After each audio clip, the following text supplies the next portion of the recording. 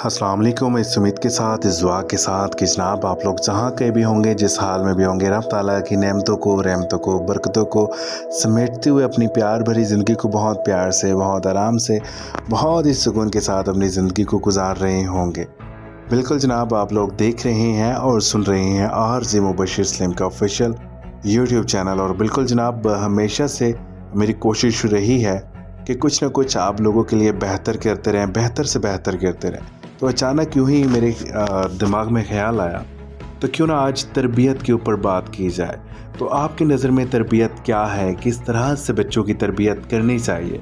अक्सर औक़ात हम हर जगह पे देखते हैं कि वालिदैन जब बच्चे की तरबियत कर रहे होते हैं तो बच्चे को बहुत बुरा लगता है। बच्चा बहुत ही जो है कि ये इस चीज़ समझता है कि वालिदैन हम पे जुल्म कर रहे हैं और वालिदैन इस तरह से रिएक्ट कर रहे हैं कि बस वालिदैन को ये चाहिए कि हम पे गुस्सा ना करें, हमें किसी अच्छी बुरी बात से रोके नहीं, हर चीज़ ऐसे ही लगता है। तो कभी कभार कुछ इस तरह से चीज़ें होती हैं कि हर चीज़ को देखना पड़ता है, समझना पड़ता है। तरबियत बहुत मायने रखती है और यही चीज़ होती है, वालिदैन की डांट डपटी से ही हम सीखते हैं। हर अच्छे बुरे काम से रोका तो देन आज हम इस मकाम पे हैं। तो बिल्कुल जनाब, आपके साथ एक अच्छी सी स्टोरी लेकर हाज़िर हुआ हूँ।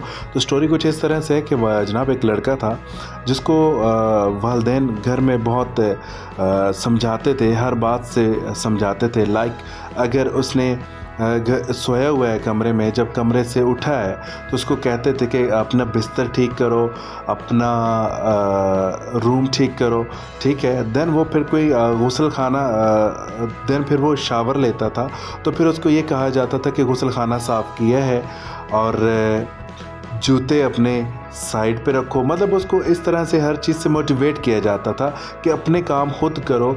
और लड़का जो था फाइनली जनाब ये बातें सुन सुन के वो बहुत तंग आ चुका था। तो फाइनली उसको एक जगह से कॉल आई इंटरव्यू के लिए। तो उसने कहा कि जाना चाहिए। तो जाऊंगा इंटरव्यू के लिए, कम से कम घर वालों से तो ये छोटी छोटी बातों से तो मेरी जान छूट जाएगी ना। वहीं जाऊंगा, वहीं मेरी जॉब हो जाएगी, जॉब के करीब ही मैं अपना घर ले लूँगा। तो फिर मैं वहीं पे आता जाता रहूँगा, अपनी जॉब कंटिन्यू करता रहूँगा। मतलब कि मैं अपनी मर्ज़ी से ज़िंदगी गुजारूँगा। एट द टाइम जनाब मंगल का दिन था और जब वो लड़का गया इंटरव्यू के लिए तो वहाँ जाता है कि जनाब बहुत सारे उम्मीदवार एक लाइन में खड़े दिखते हैं उसको। और फिर वो जब रफ्ता रफ्ता आहिस्ता आहिस्ता सब अंदर रूम में इंटर हो जाते हैं, एग्जामिनेशन हॉल होता है जहाँ पे इंटरव्यूज़ हो रहे होते हैं, तो वहाँ पे वो भी बैठ जाता है जैसे सब बैठे होते हैं।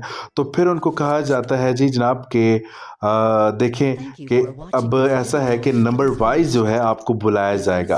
तो बात कहने का मकसद ये है, यहाँ पे जब वो आता है रूम में एंटर होता है तो सामने पानी का भरा हुआ कूलर होता है। तो जिसमें से पानी बह रहा होता है, वो क्या करता है, पानी के भरे हुए कूलर को, उसकी टूटी को जो है, नल को जो है वो बंद करता है और उसको साइड पे करके रख देता है। देन वो फिर जब आगे जाता है, उसके रास्ते में चेयर्स जो हैं वो उसके रास्ते में आती हैं, वो चेयर्स को सही जगह पे रख देता है। देन फिर वो इस तरह से आगे जाते जाते अपना जो है एक नज़्म ज़ब्त जो है उसका बहुत ख्याल करता है। इस रास्ते में सब कुछ जाते आते जाते बताता है कि यार इस तरह से, जब आपको पता है भीड़ होती है, रश होता है, तो ये सारी चीज़ें को कंट्रोल करना बहुत मुश्किल होता है। तो फिर उसको लगता है कि जनाब बहुत रोशनी है और लाइट चल रही है, लाइट चल रही है। तो वो क्या करता है कि जनाब जाकर लाइट ऑफ कर देता है। फिर देन जनाब उसको ये बताया जाता है कि अब ऐसा है कि आपका जो इंटरव्यू है वो सेकंड फ्लोर पे होगा। सेकंड फ्लोर पे जाते हैं तो सारे जा रहे होते हैं, वो भी जा रहा होता है। उसको रास्ते में डस्टबिन नज़र आता है सीढ़ियों पे पड़ा हुआ। वो क्या करता है जनाब, डस्टबिन को उठा के उसकी जगह पे साइड पे रख देता है। देन जब वो आगे जाता है तो ऊपर वाले हॉल में जाता है तो वहाँ भी इसी तरह से वो जो कुछ चेयर्स की तरतीब है वो कुछ सीधी नहीं होती। तो वो क्या करता है जनाब कि चेयर्स की तरतीब को सीधा करता है, लाइन अप सबको कराता है, सबको बिठाता है। तो सब नंबर वाइज अपने अपने नंबर पे बॉस के ऑफिस में जब जाते हैं, इंटरव्यू देते हैं, बॉस क्या करते हैं जनाब सबकी सीवीज़ लेते हैं, उनसे ना बात करते हैं, ना हेलो हाय करते हैं, सीवीज कलेक्ट करते हैं, देन सबको रूम से फारिग कर देते हैं। एक आता है, दूसरा आता है, तीसरा आता है, कोई बंदा भी आके हर बंदा यही बार बताता है कि क्या हो रहा है, क्या हो रहा है, मतलब कि हमसे तो डॉक्यूमेंट्स ले लिए हैं, कोई उन्होंने रिमार्क्स नहीं दिए, हमें सेलेक्ट किया या नहीं किया। देन जब इस लड़के का नंबर आता है, जब वो इतनी सारी चीज़ों को मेंटेन करके आ रहा था, जब इस लड़के का नंबर आता है, ये जब जाता है बॉस के पास, तो बॉस इसको कहते हैं वेलकम, और ये जब अपनी डॉक्यूमेंटेशन वाली फ़ाइल उनके सामने रखता है तो वो मुस्कुरा कर इसको कहते हैं तुम कब से ज्वाइन कर रहे हो। तो ये हैरान हो जाता है और देखता है कि ये क्या, मेरे से तो ना कोई सवाल हुआ ना कोई जवाब हुआ और ये मुझे कैसे कह रहे हैं। इतने में बॉस को फील होता है कि बंदा बिल्कुल घबरा सा गया है। तो बॉस कहता है बिल्कुल आप इसको अप्रैल फूल ना समझें, ये हकीकत है, आप ये बताएं कि आप कब से ज्वाइन कर रहे हैं। तो वो खुशी के मारे उससे कुछ आता जाता नहीं है, वो चुप सा हो जाता है। देन पूछता है सर कि मेरी सिलेक्शन की वजह क्या है। तो सर उसे बताते हैं, जो उसके बॉस होते हैं जो इंटरव्यू कर रहे थे, वो कह रहे थे कि हमने जो आज अपना इंटरव्यू कलेक्ट किया है, जो बंदा हमने देखा है, हमने सीसीटीवी कैमरास की मदद से बंदे को सिलेक्ट किया है जो कि हमारे ऑफिस का नज़्म ज़ब्त को कंट्रोल करे, उसके निज़ाम को ठीक करे और ऑफिस को अपना घर समझ के यहाँ पे काम करे। तो वो सारी एबिलिटीज़ आप में थी, तो जिसकी वजह से हमने आपको सिलेक्ट किया है।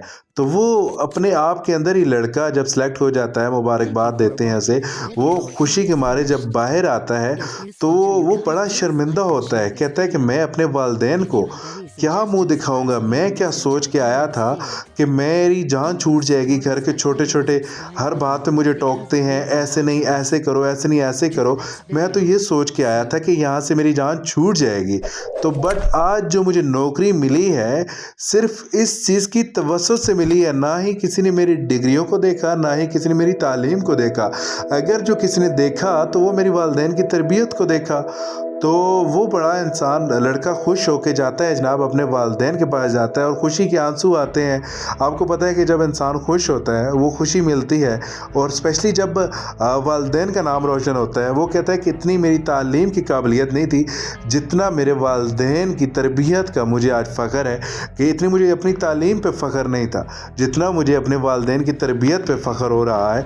तो बिल्कुल जनाब जाके अपने वालिदैन को बताता है, कहता है कि आपने जो मेरी तरबियत की है इसकी बदौलत मुझे इतनी अच्छी नौकरी मिली है। मैं आपका भी बहुत शुक्र अदा करता हूँ और अपने खुदा ताला का भी बहुत शुक्र अदा करता हूँ जिसने मुझे इतनी अच्छी नौकरी दी और इतनी अच्छी नेमत दी, इतने अच्छे वालिदैन दिए, जिनकी वजह से आज इतने सारे लोगों में से मेरा नाम पुकारा गया, मुझे ही सिलेक्ट किया गया।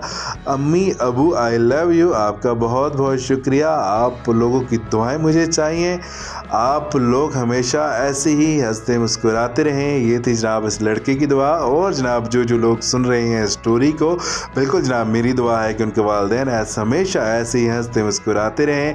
स्टोरी शेयर करने का मकसद ये था कि जनाब वालिदैन का मकाम समझें, वालिदैन की इज़्ज़त करना सीखें, वालिदैन को रिस्पेक्ट दें, वालिदैन की बात को मानें। आप तब भी दुनिया और आखिरत में कामयाब हो सकते हैं। कर दिखाएं कुछ ऐसा कि दुनिया करना चाहे आपके जैसा। याद रखिए जनाब, अगर आज आप कुछ अच्छा सुन रहे हैं तो आप सुन रहे हैं आरजे मुबश्शिर के ऑफिशियल यूट्यूब चैनल को और देख रहे हैं। Thank you so very much जनाब। लाइक कीजिएगा, शेयर कीजिएगा, सब्सक्राइब कीजिएगा। Thank you so very much. Fee Aman Allah.